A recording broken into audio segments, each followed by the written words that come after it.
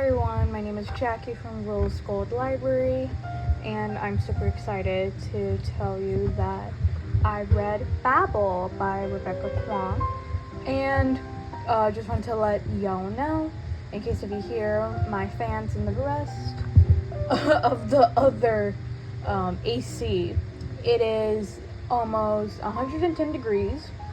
Sorry but not sorry, I apologize, but I don't want to melt like my plants did, unfortunately. So, speaking about melting, I wanted to talk about Babel. I will say that this book had left me speechless. Babel is basically about a young man named Robin, who I'm dumbing it down because I'm trying not to spoil this book, because it is a book that you need to read. Robin basically gets taken from a British professor when his entire family gets essentially obliterated by cholera in Canton, in China. So he gets taken away to live in England and study Latin, Chinese, and Greek, and ancient Greek. So he can go to this school called Babel. And from going to that university, it's part of the University of Oxford. Babel is essentially a giant translator's dream. It is where students will go in and start translating.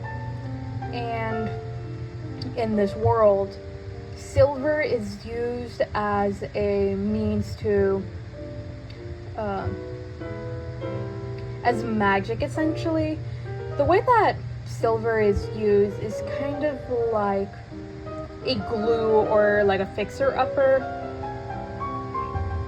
as well at least how I interpret it, how words have meaning and power behind them, and how those words and meanings get translated. But Robin, who meets other students in his cohort, 3 out of the 4 of them, including Robin, are faced essentially racism, and this is said in 1828. So it is, there are moments where I, as a first gen, reading this, I felt, yes, it resonates me, but also I got super angry because it hurts seeing some of these things be played out, but also it's cathartic in a way of seeing how Robin deals with it. And after Robin gets settled in, he meets the Hermes Society, which is basically everything that Babel fights against. And that's all I'm going to say, because I truly recommend this book.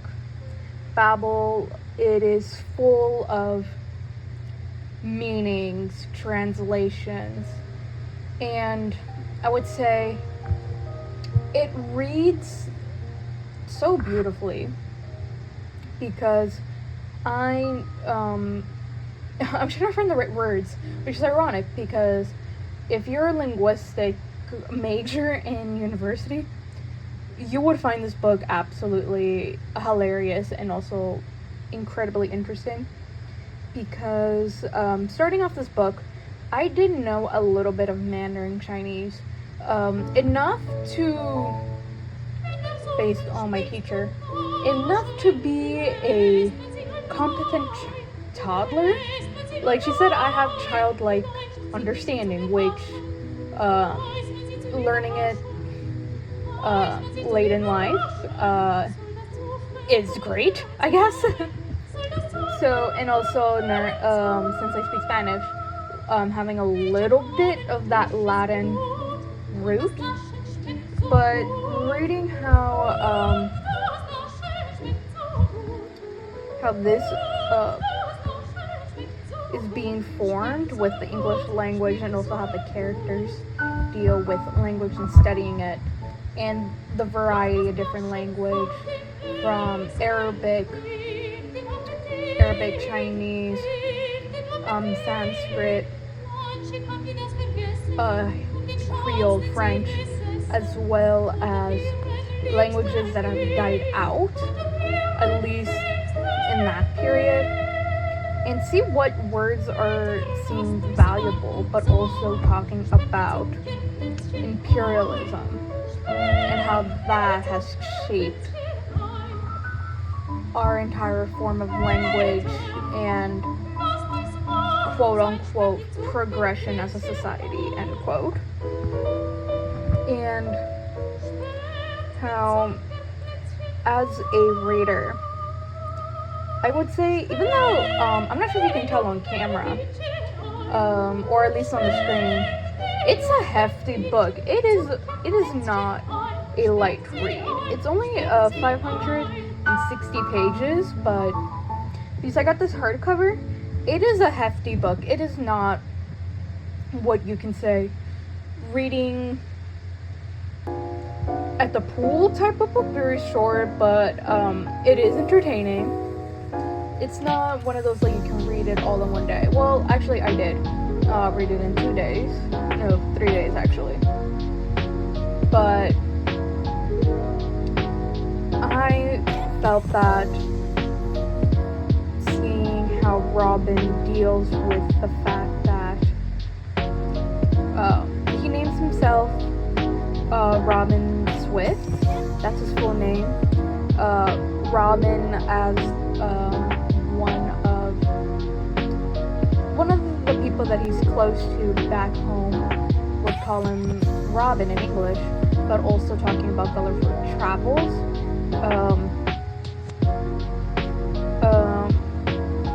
And how he is a stranger to his new land. Robin deals with a bunch of different characters who they all come from a different background but very similar experiences towards him. And how that is shaped throughout. I would say that you get close to all these characters in a way that you realize that everyone here needs to make a choice, and Robin has been led up to multiple different choices in his life that are difficult to make. And honestly, in that form, I don't think I could make the same choices as Robin. And another thing I want to give out to